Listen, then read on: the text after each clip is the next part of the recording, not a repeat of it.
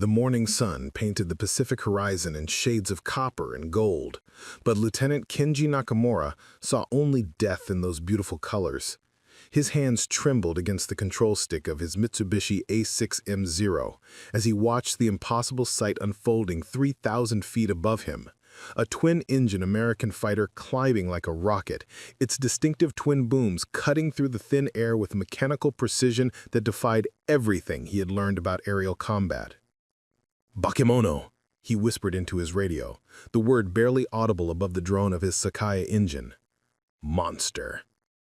The P-38 Lightning hung in the sky like some metallic predator, its twin Allison engines howling a death song that seemed to mock the very laws of physics. In 18 months of combat over the Solomon Islands, Nakamura had never seen anything climb so fast, so relentlessly, turning the vertical plane into its personal hunting ground. Below him, the scattered remnants of his squadron, what the Americans called the Tokyo Express, struggled to maintain formation. Flight Sergeant Hiroshi Tanaka's Zero leaked coolant in a thin white stream, while Ensign Amamoto's aircraft bore the telltale holes of .50 caliber rounds along its starboard wing. They had started this morning with 12 aircraft, now only 7 remained airworthy, and the day was barely 3 hours old. The Lightning above them belonged to Captain Marcus Razor Sullivan of the 475th Fighter Group, though Nakamura knew neither the pilot's name nor his unit designation.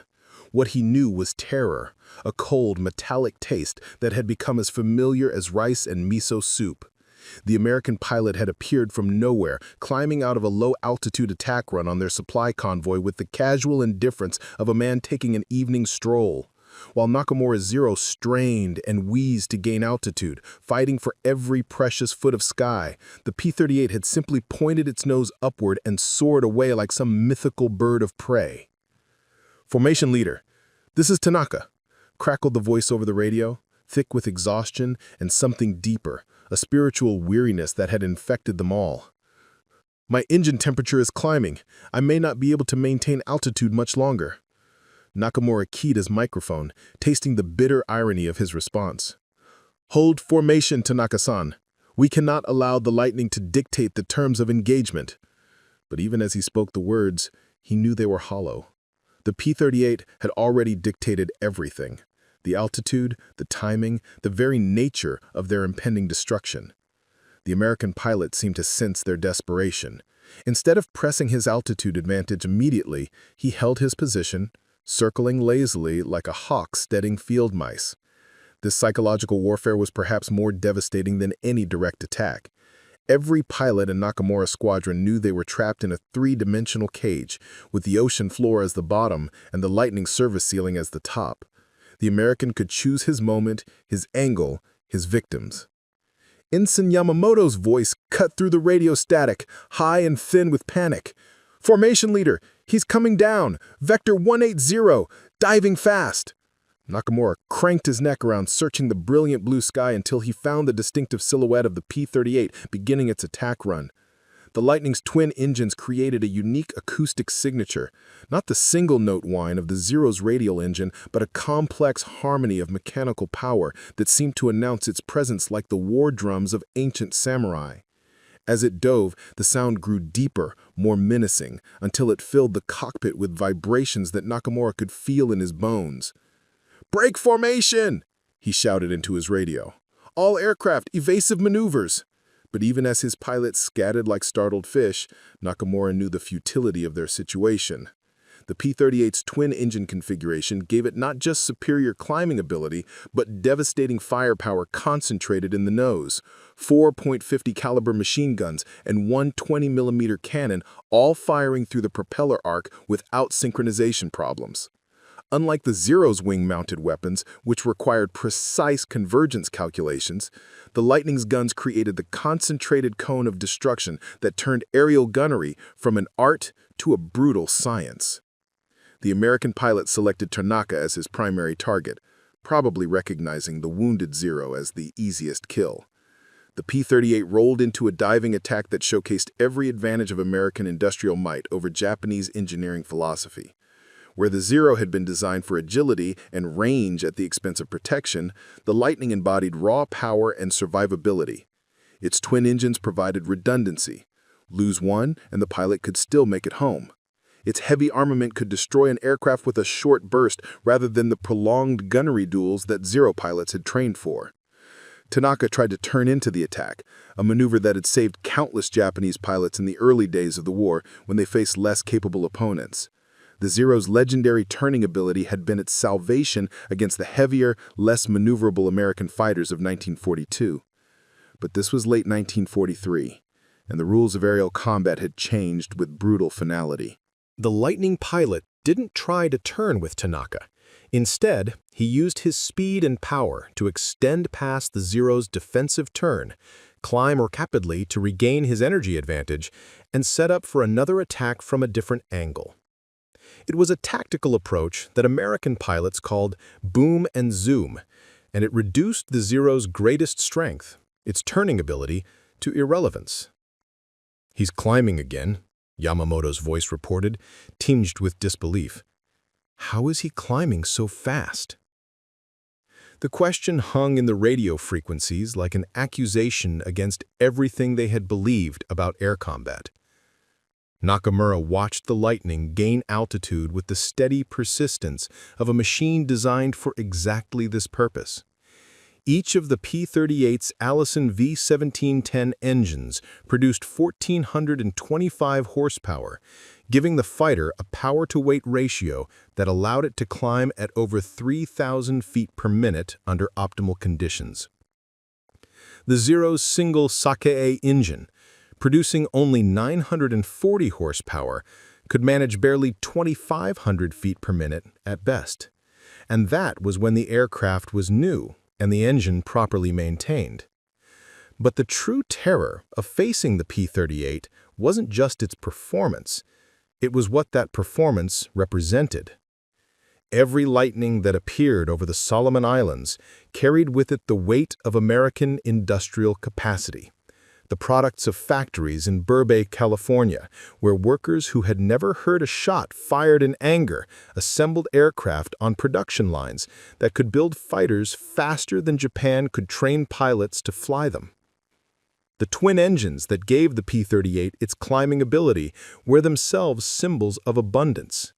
Where Japanese engineers had to optimize every component for maximum efficiency with minimum resources, American designers could simply add another engine, more fuel, heavier armament. The psychological impact extended beyond mere tactical considerations. For pilots like Nakamura, who had trained in the Bushido tradition that emphasized spiritual strength over material advantage, the Lightning represented a fundamental challenge to their worldview. How could machines triumph over the human spirit? How could industrial production overcome centuries of warrior tradition? "Formation leader," Tanaka's voice came over the radio, calmer now, resigned. "I have lost too much coolant. My engine will not last much longer. I request permission to make a final attack on the Lightning." Nakamura closed his eyes for a moment, feeling the weight of command settle on his shoulders like a lead blanket. Tanaka was asking for permission to die, to trade his life for the slim chance of damaging or destroying the P-38.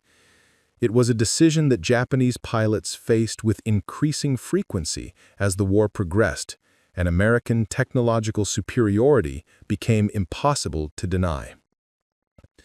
"Permission granted, Tanaka-san. May your sacrifice honor your ancestors." But as he watched Tanaka Zero begin its final, desperate climb toward the circling Lightning, Nakamura couldn't shake the feeling that they were not just fighting American pilots.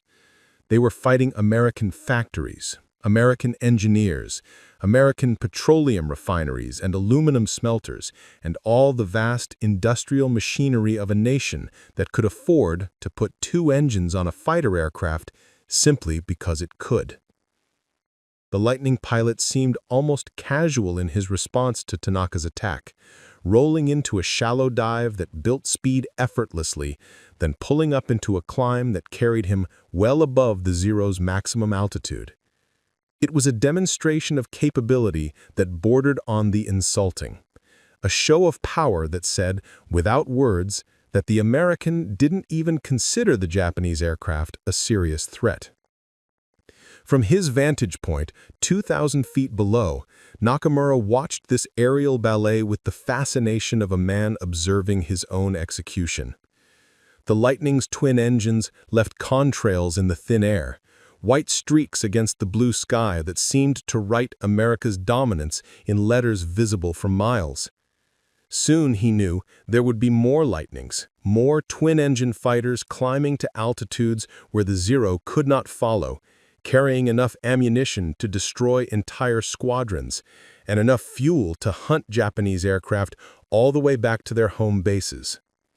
The war had changed, and men like Lieutenant Kenji Nakamura were beginning to understand that no amount of courage, no depth of spiritual training could overcome the simple mathematics of industrial production. The P-38 Lightning, with its twin engines and devastating firepower, was not just another fighter aircraft. It was a harbinger of Japan's defeat, climbing relentlessly toward a sky that would soon belong entirely to America. Lieutenant Kenji Nakamura had once believed that the sky belonged to those who understood it best, who could read its moods and currents like ancient navigators reading the stars. In the pre-dawn darkness of Rabaul Airfield, surrounded by the mechanical sounds of aircraft engines warming up and the soft conversations of ground crew preparing for another day of what they all knew might be their last missions, he remembered the boy who had dreamed of flying. That boy had lived in a small fishing village outside Hiroshima, where the morning mist rolled off the inland sea and fishing boats returned with their nets full of silver catch. Kenji's father, Ichiro Nakamura, had been a fisherman of considerable reputation, known throughout the village for his ability to read weather patterns and find fish where other men found only empty water. From his earliest memories, Kenji had watched his father study the sky with the same intensity that he now brought to aerial combat, searching for signs, interpreting clouds, understanding the subtle language of wind and pressure that determined life and death on the water. "The sky talks to those who know how to listen, Kenji-kun," his father had said on countless mornings as they prepared the nets. "But you must be very quiet, very still, to hear what it says." Now, as Nakamura performed his pre-flight inspection in the humid dawn air of the Southwest Pacific, he wondered if he had lost that ability to listen. The sky over the Solomon Islands spoke only of death, American death raining down from twin-engine fighters that could climb beyond reach, Japanese death spiraling toward the ocean and burning aircraft that had once carried his friends. His Zero, tail number 1155, bore the scars of 18 months of continuous combat. The aluminum skin was patched in dozens of places where ground crews had hammered out battle damage and riveted new metal over holes that told stories of survival measured in inches and seconds. The paint had long since faded from its original dark green to a mottled gray-brown that matched the weariness in Nakamura's eyes.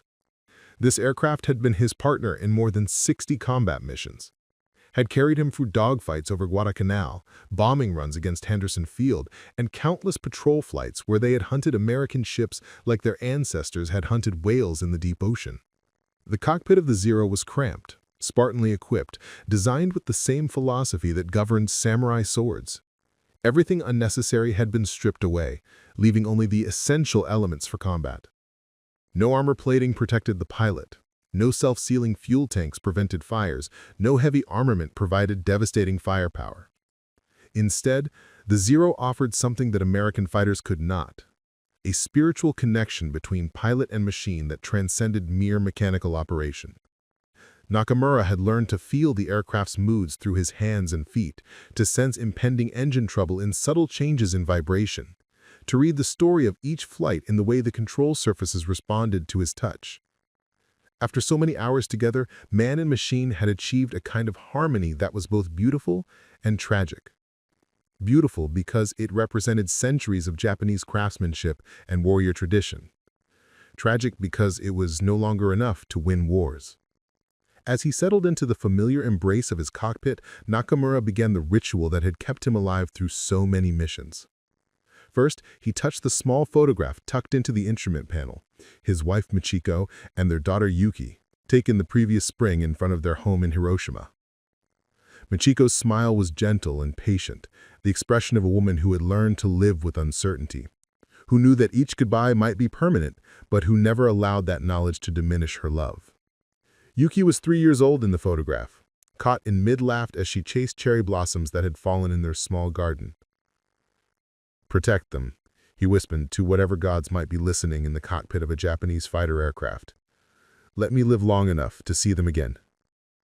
Next, he checked the small compass that his father had given him when he left for flight training. Not the aircraft's navigation equipment, but a simple brass compass that had guided fishing boats safely home for 2 generations. It was a connection to the world before the war, before American factories had begun producing fighters faster than Japan could replace its pilots, before young men like himself had learned to measure their lives in fuel loads and ammunition counts. The radio crackled to life with the morning briefing from flight operations. Today's mission was similar to yesterday's and the day before. Intercept American bombing formations heading for Japanese supply convoys, engage escort fighters, try to survive long enough to disrupt the attack runs. The language was formal, professional, but Nakamura could hear the weariness beneath the military terminology. They all knew the statistics. Japanese pilot losses had reached unsustainable levels. Replacement pilots arrived with fewer and fewer training hours, flying aircraft that were increasingly outmatched by American technology. Formation leaders, this is control. Intelligence reports indicate probable P-38 Lightning encounters in your patrol sectors. Exercise extreme caution. These aircraft have demonstrated superior climbing ability and should be engaged only with significant numerical advantage. The words were bureaucratic euphemisms for terror. Superior climbing ability meant the Japanese pilots could no longer control the vertical dimension of combat. Exercise extreme caution meant that seasoned veterans had learned to fear American aircraft they would dismiss as easy targets 2 years earlier. Significant numerical advantage meant that Japanese squadrons were throwing increasing numbers of pilots and aircraft into battles they could not win, hoping to achieve through sacrifice what they could no longer accomplish through skill and technology. Nakamura keyed his microphone to acknowledge the briefing, but his mind was elsewhere. Remembering the conversation he had shared with his father during his last leave home 6 months earlier. They had been sitting on the dock where Ichiro kept his fishing boat, watching the sunset paint the inland sea in shades of gold and crimson. The older man had been mending nets with the same patient precision that he brought to everything in life, his weathered hands working with an economy of motion that came from decades of practice. "Tell me about the American fighters, Kenji," his father had said quietly, not looking up from his work. "Tell me what makes them so dangerous." It had been a difficult question to answer. How could he explain to a fisherman who had never seen an airplane that the Americans had somehow learned to mass-produce superiority? How could he describe the psychological impact of facing an enemy who could afford to put 2 engines on a fighter aircraft, who could climb higher and faster than anything in the Japanese arsenal, who seemed to approach aerial combat with the casual confidence of men who knew their industrial base could replace any losses? "They are not better pilots than we are, father, but they have better tools, much better tools." Ichiro had nodded thoughtfully, his hands never pausing in their work. "In fishing, we have a saying, the man with the better net catches more fish, but the man who understands the sea catches the right fish. Perhaps you need to stop thinking like the Americans and start thinking like Japanese again." Now, as Nakamura's squadron formed up for takeoff, he wondered what his father had meant. How could Japanese thinking overcome American industrial might? How could spiritual strength triumph over twin-engine fighters that could outclimb, outgun, and outlast anything Japan could put in the sky? The morning briefing had mentioned 12 P-38 Lightnings operating in their patrol sector, enough firepower to destroy his entire squadron twice over if they were handled properly by their pilots. The American pilots had names he knew, though he would never learn them. They lived in comfortable quarters, flew aircraft with armor plating and redundant systems, and knew that even if they were shot down, the vast industrial machine behind them would replace their aircraft within days. Flight Sergeant Hiroshi Tanaka's voice came over the radio as they taxied toward the runway. "Formation leader, do you ever wonder what it would be like to fly one of those Lightnings?" The question hung in the radio frequencies like a confession of doubt. Nakamura understood the temptation to imagine sitting in the cockpit of a fighter aircraft with 2 engines, with concentrated firepower, with enough armor to survive mistakes that would kill a Zero pilot instantly. But he also understood that such thoughts were dangerous, that they led to the kind of despair that could paralyze a pilot in combat. "I wonder what it would be like to have enough fuel to hunt them all the way back to their bases," he replied, trying to inject some humor into the conversation. "I wonder what it would be like to have enough ammunition to miss a few shots and still have enough left to win the fight." But privately, as he advanced his throttle for takeoff, Nakamura wondered about more fundamental questions. He wondered whether the war had already been decided in American factories, whether young Japanese pilots were simply feeding themselves into a machine that would grind them up as efficiently as it produced aircraft. He wondered whether courage and tradition could overcome mathematics and industrial production. He wondered whether his daughter would grow up in a world where the sky belonged to America. The Zero lifted off the coral runway with the familiar surge of acceleration that had thrilled him during his first solo flight 3 years earlier. But now the sensation carried different meanings, not the joy of flight, but the weight of responsibility. The knowledge that 12 American fighters were somewhere ahead, climbing to altitudes where his aircraft could not follow, preparing to demonstrate once again that the rules of aerial combat had changed forever. As his squadron gained altitude and headed toward the morning patrol, Nakamura touched the photograph of his wife and daughter one more time, then focused his attention on the sky ahead. Somewhere in that blue expanse, American pilots were running up their engines, checking their gun sights, preparing for another day of what they probably considered routine combat operations. They would climb effortlessly to 30,000 feet, where the air was thin and cold, and Japanese engines could not produce enough power to follow. They would choose their targets, select their attack angles, and demonstrate once again that industrial superiority could overcome any amount of spiritual determination. But Lieutenant Kenji Nakamura had learned something during 18 months of combat against superior aircraft flown by well-trained pilots.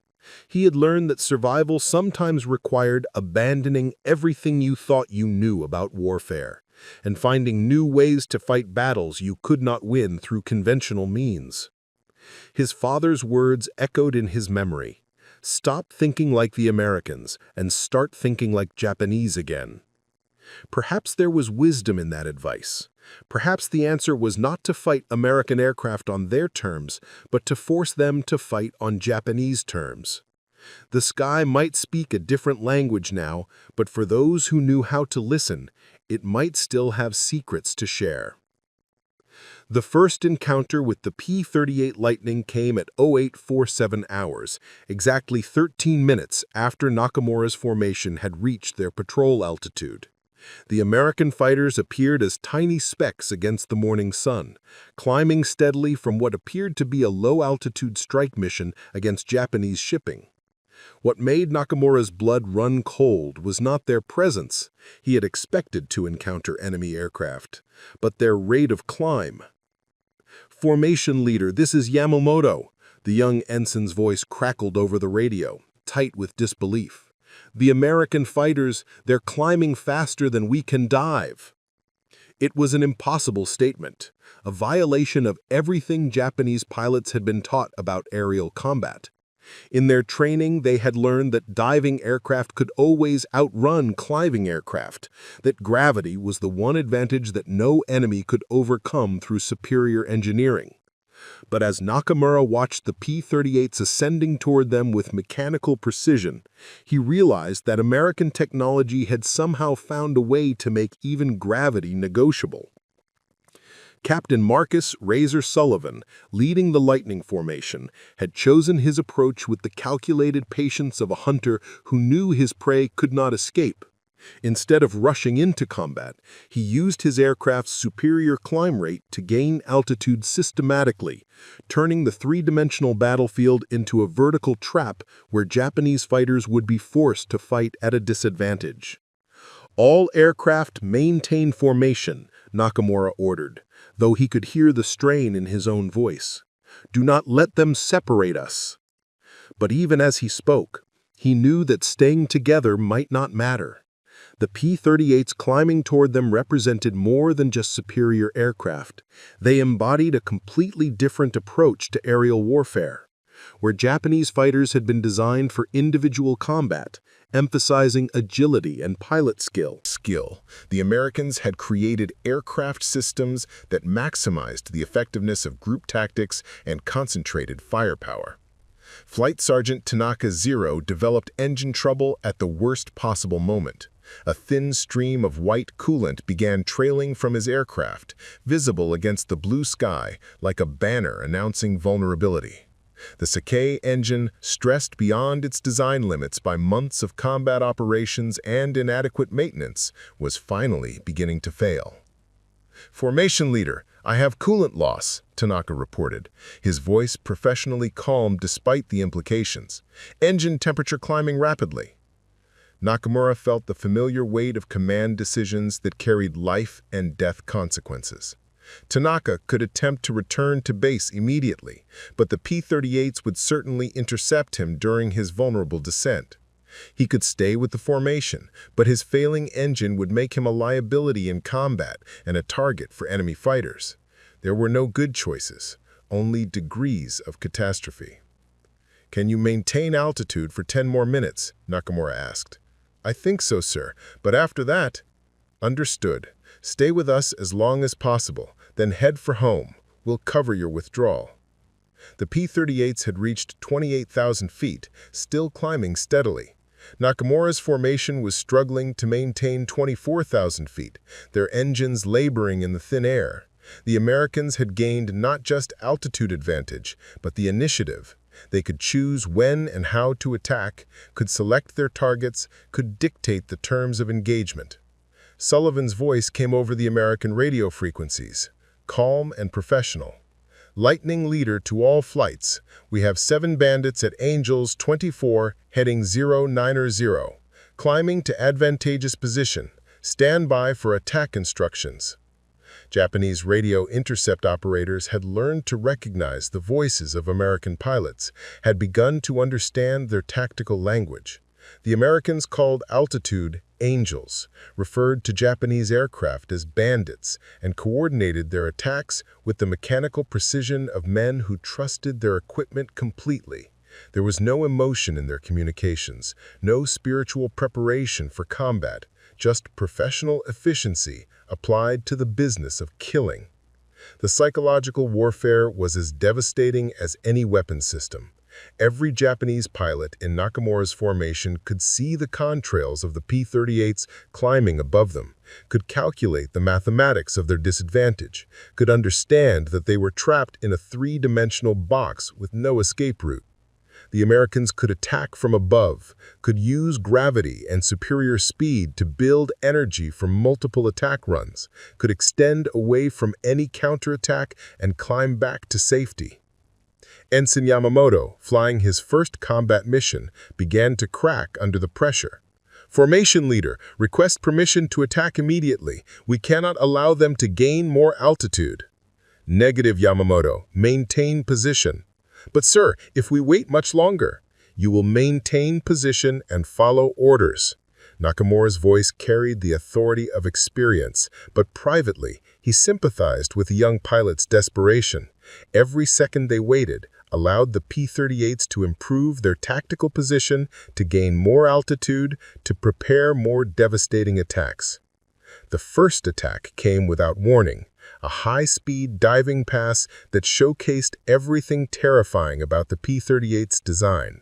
Sullivan's Lightning rolled into a near-vertical dive from 32,000 feet, building speed until the distinctive whine of its twin engines became a shriek that filled the sky. Unlike Japanese fighters, which had to worry about structural limitations during high-speed dives, the P-38 was built to handle extreme stress, its twin-boom configuration distributing loads in ways that allowed for devastating attack runs. The American pilot selected Tanaka as his target, probably recognizing the damage zero as the most vulnerable aircraft in the formation. But instead of making a prolonged attack that would expose his aircraft to defensive fire, Sullivan used a tactic that American pilots called boom and zoom, a high-speed pass with concentrated gunfire followed by an immediate extension and climb back to altitude. The nose-mounted armament of the Lightning, 4.5 caliber machine guns and one 20mm cannon, created a cone of destruction that required no convergence calculations. Unlike wing-mounted guns, which had to be harmonized for specific ranges, the Lightning's weapons fired straight ahead with devastating concentration. The burst lasted only 2 seconds, but it was enough to shred Tanaka's starboard wing and set his fuel tank ablaze. "I'm hit!" Tanaka's voice was high and strained. "Fuel fire in the starboard tank! I'm losing control!" Nakamura watched in helpless fury as his friend Zero entered a flat spin, trailing black smoke and orange flames. Tanaka made no attempt to bail out. At their altitude, with Japanese parachute equipment, survival was unlikely even under the best circumstances. Instead, he tried desperately to regain control of his aircraft, fighting to pull out of the spin and make some kind of controlled crash landing. The P-38 that had attacked him was already climbing back to altitude, its twin engines pulling it rapidly away from any possible retaliation. This was the most maddening aspect of fighting the Lightning, its ability to attack and escape without giving Japanese pilots any opportunity for counterattack. "Formation, close ranks," Nakamura ordered. "Do not pursue the climbing fighter." But Yamamoto, watching Tanaka's aircraft spiral toward the ocean, abandoned formation discipline. "I'm going after him," he shouted over the radio, pushing his Zero into a steep climb that his engine could not sustain. "Yamamoto, return to formation." The young ensign ignored the order, driven by rage and grief and the terrible helplessness of watching friends die while being unable to respond. His Zero struggled upward, its engine overheating rapidly as it tried to match the P-38's climb rate. It was exactly the kind of emotional response that American tactics were designed to provoke: the breaking of formation discipline, the waste of fuel and altitude in futile pursuit, the transformation of organized resistance into individual desperation. Sullivan's wingman, Lieutenant Robert "Buck" Henderson, had been waiting for exactly this opportunity. As Yamamoto's Zero strained to gain altitude, burning fuel at an unsustainable rate and losing airspeed with every second, Henderson positioned his P-38 for a textbook deflection shot. The Lightning's superior speed and climbing ability allowed him to intercept Yamamoto's flight path at the perfect angle, leading the target like a hunter bringing down a bird on the wing. The convergence of aircraft happened at 26,000 feet, where the air was thin enough to affect Japanese engine performance, but well within the P-38's operational envelope.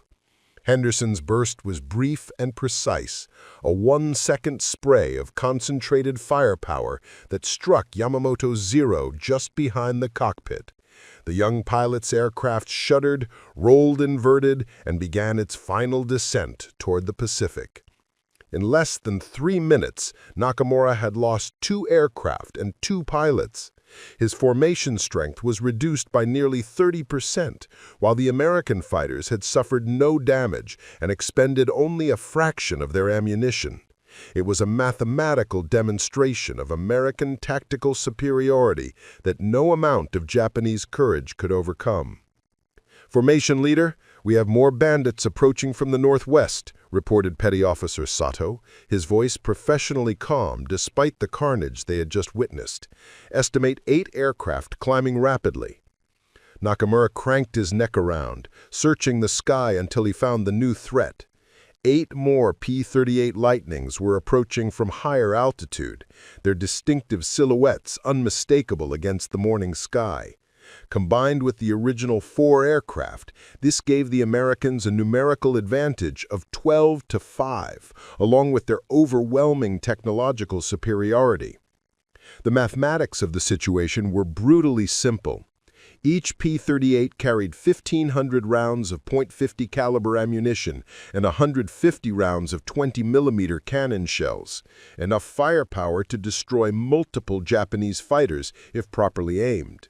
The Lightning pilots could make multiple attack runs, could use their superior speed to avoid counterattack, could climb back to altitude after each engagement to set up for the next assault. "This is Formation Leader to Base Control," Nakamura said into his radio. "Request immediate reinforcement. We are heavily outnumbered and facing superior aircraft."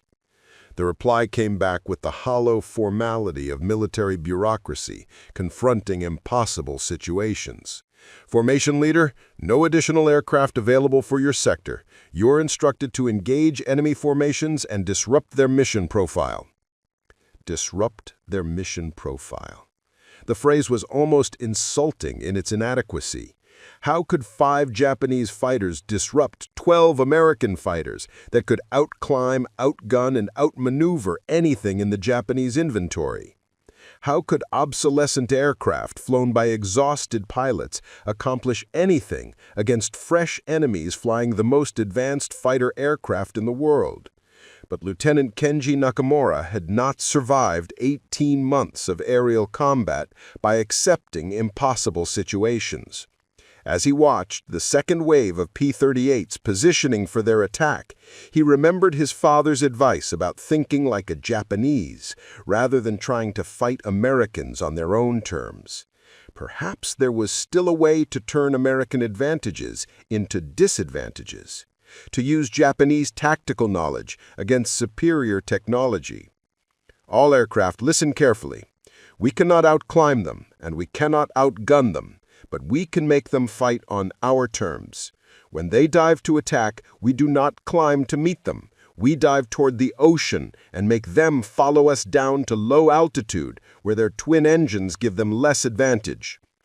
It was a desperate gamble, but it was based on sound tactical reasoning.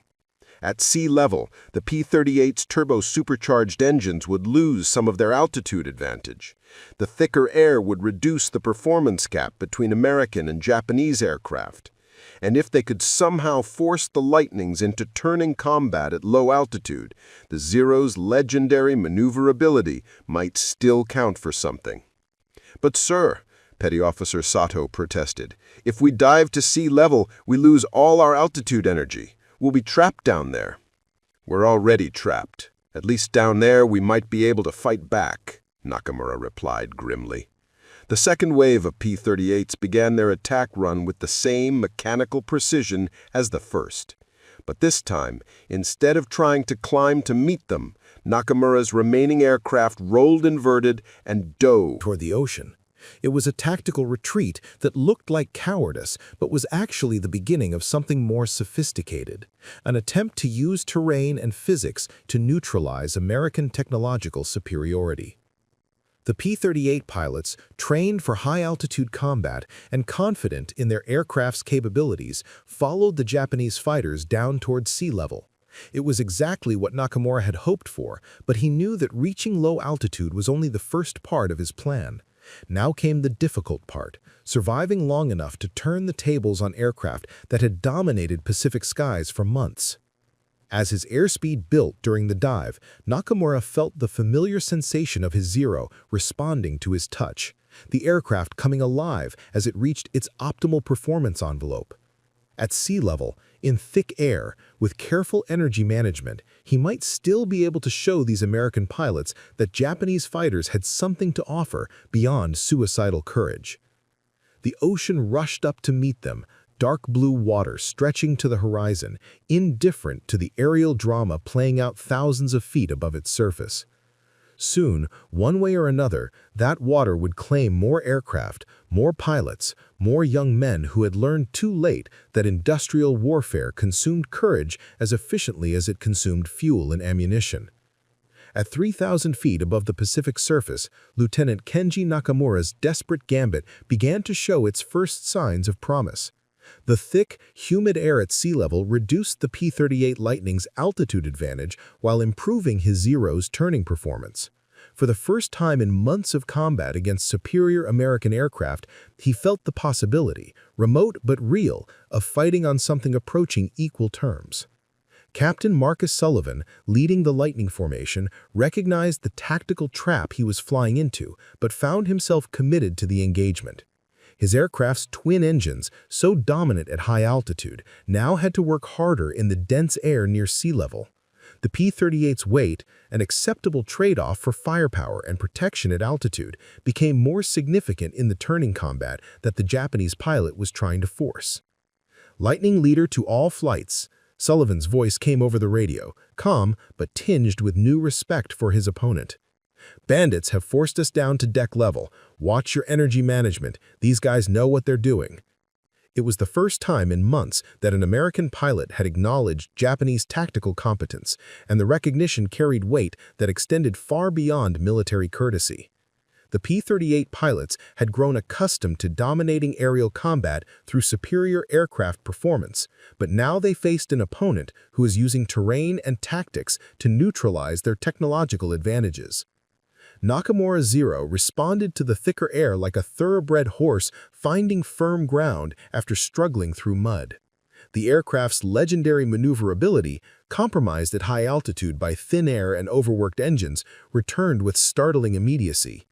As the first P-38 attempted to follow him through a hard right turn, Nakamura felt his aircraft's controls become suddenly responsive, crisp, and immediate in ways that high-altitude combat had made impossible. The pursuing P-38 pilot, Lieutenant Buck Henderson, found himself in unfamiliar territory. His Lightning's superior speed meant nothing in a tight turning circle, and the concentrated firepower that had been so devastating in boom and zoom attacks became difficult to bring to bear when his target could outturn him consistently.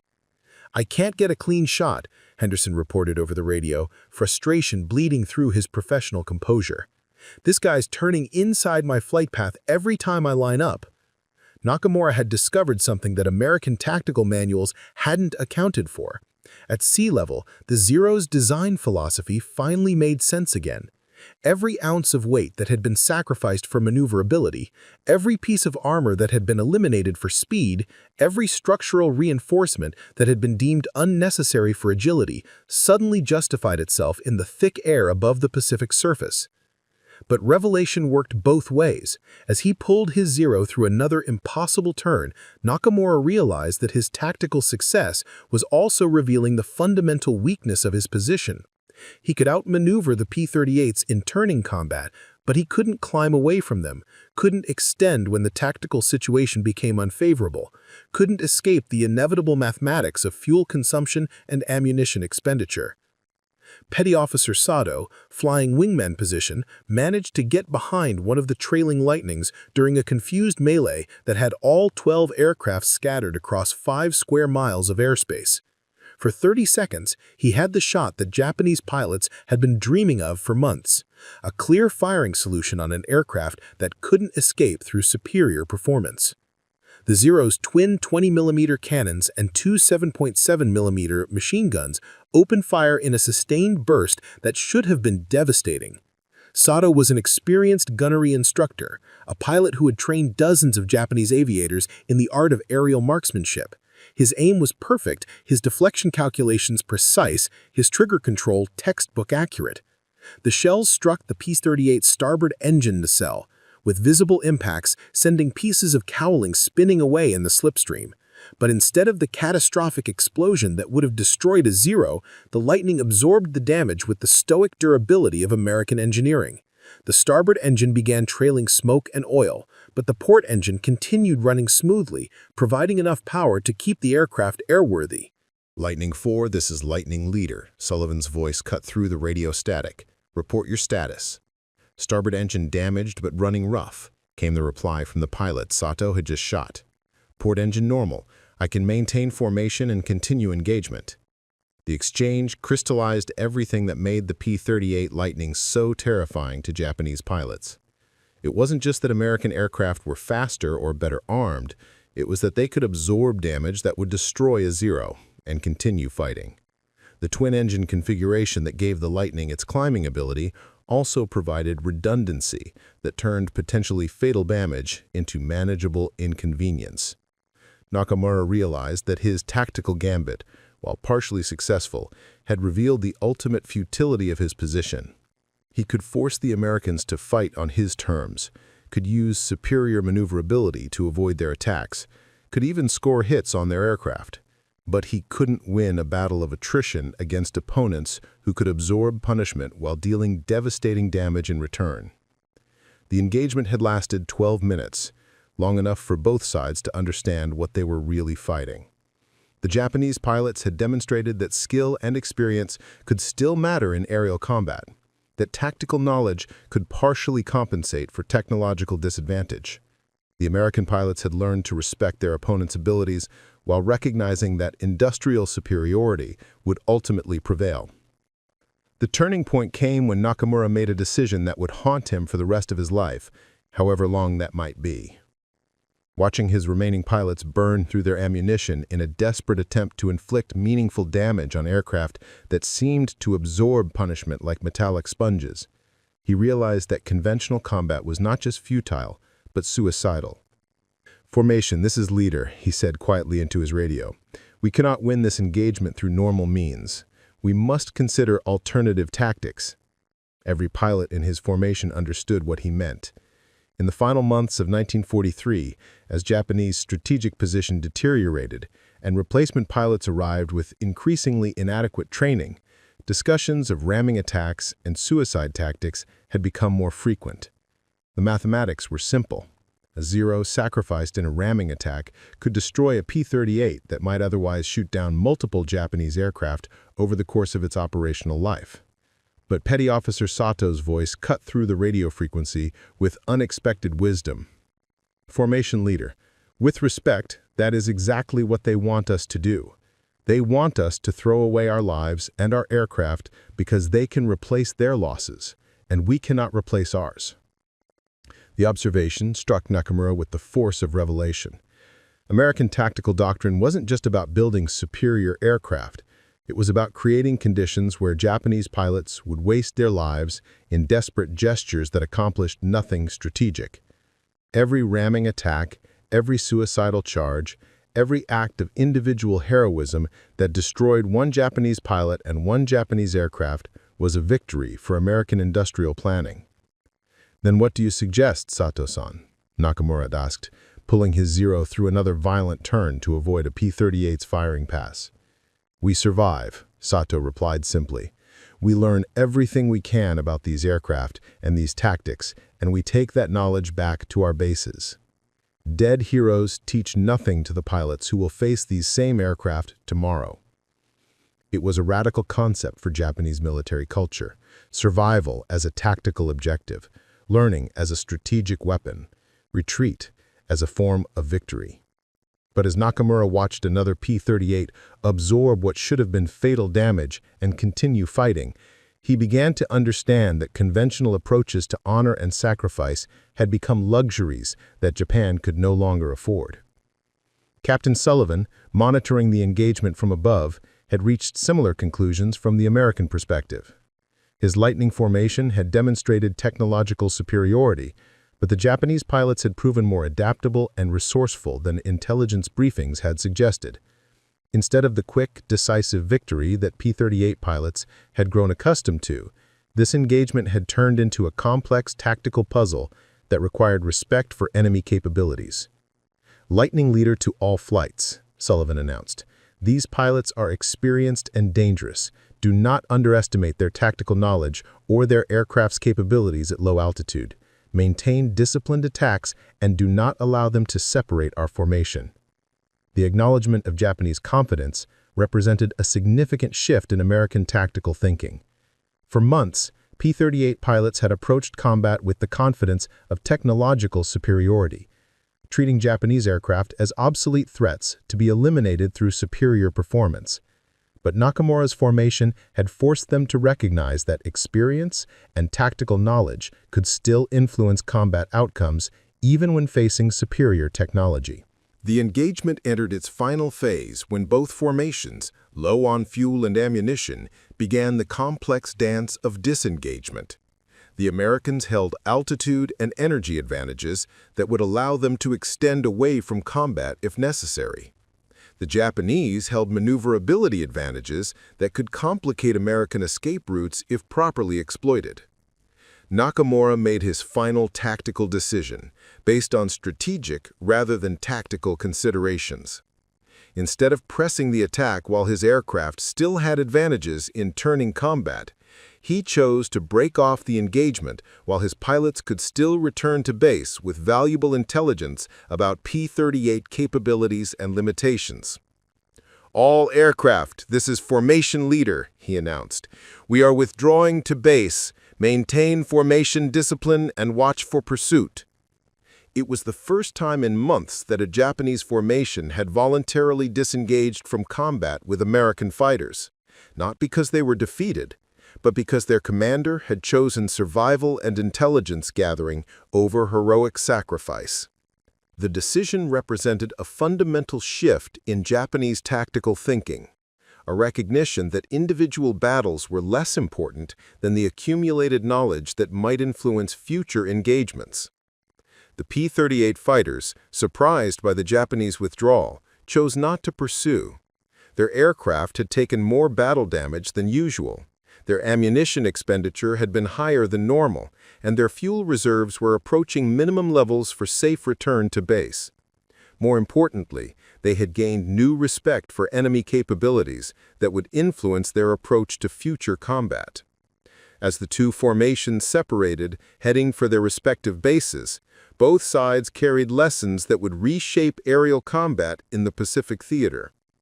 The Americans had learned that technological superiority required tactical discipline, that even obsolescent aircraft could be dangerous in the hands of experienced pilots, and that victory in individual engagements meant nothing if those victories came at unsustainable cost.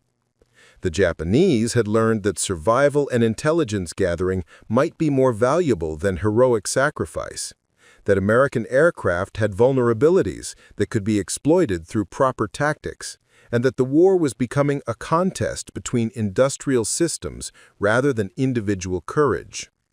Rabaul Airfield appeared through the morning haze like a sanctuary that Nakamura was no longer certain he deserved to reach. His Zero, battered but airworthy, settled onto the coral runway with the familiar chirp of tires that had carried him through another impossible mission. As he taxied toward the revetment area, he could see ground crews running toward his aircraft with the mixture of relief and amazement that had become standard protocol for pilots who returned from encounters with P-38 Lightnings. 3 aircraft out of 7 had made it home. In the mathematics of attrition that governed Pacific air warfare, this represented a tactical victory for the Japanese. Most encounters with Lightning formations resulted in complete squadron losses. But Nakamura felt no sense of triumph as he shut down his engine and began the post-flight procedures that marked the end of another day of survival. Flight operations personnel surrounded his aircraft before he could even unbuckle his harness. Notebooks and recording equipment ready to capture every detail of the engagement. Intelligence officers, who had grown accustomed to interrogating the few survivors of one-sided massacres, found themselves dealing with pilots who had actually engaged P-38 formations in sustained combat and lived to analyze the experience. "Lieutenant Nakamura," the intelligence officer began, his voice carrying the urgency of men who recognized that actionable tactical knowledge had become more valuable than gold. "Tell us everything about the American fighters. Every detail could save lives in future engagements." But as Nakamura began his debriefing, describing the P-38's climbing ability, its devastating firepower, its ability to absorb battle damage, he realized that the most important lesson of the morning's combat had nothing to do with American technology. The crucial insight was that Japanese pilots had to stop trying to fight American wars and start fighting Japanese wars, using intelligence, adaptability, and tactical knowledge to compensate for technological disadvantage. The Lightning is a superior aircraft, but it is not an invincible aircraft. Its pilots are well-trained and disciplined, but they rely heavily on technological advantages. When forced to fight on our terms, at low altitude in turning combat, they become more vulnerable to our tactics. The intelligence officer made notes with the intensity of a scholar transcribing sacred texts. Can you recommend tactical modifications for future engagements? Nakamura thought carefully before answering. The temptation was to provide simple solutions, to suggest that Japanese pilots could overcome American technological superiority by minor tactical adjustments. But his morning's experience had taught him that the real challenge was more fundamental. Japan needed to recognize that the nature of warfare itself had changed. We must stop measuring success by the number of enemy aircraft destroyed. We must start measuring success by the number of our own pilots who survive to fight again. Every pilot we lose to heroic gestures is a pilot who cannot train the next generation. Every aircraft we sacrifice in ramming attacks is an aircraft that cannot gather intelligence about enemy capabilities. It was heretical thinking by traditional Japanese military standards, but Nakamura had seen the future of aerial combat in the climbing performance of P-38 Lightnings. That future belonged to nations that could produce aircraft faster than enemies could destroy them, that could train pilots faster than combat could consume them, that could innovate tactically faster than opponents could adapt strategically. 3 weeks later, Lieutenant Kenji Nakamura received orders transferring him to the Japanese home islands, where he would help establish training programs for pilots who would face ever-improving American aircraft. The letter from his commanding officer mentioned his tactical insights and valuable combat experience, but Nakamura understood the real reason for his transfer. He had become too valuable to risk in routine combat operations. As his transport aircraft lifted off from Rabaul for the last time, Nakamura looked down at the airfield where he had learned to fight a war that Japan could not win through conventional means. The coral runway, carved from jungle and defended by pilots who had given everything they had to give, represented both the heroism and the futility of individual courage confronting industrial warfare.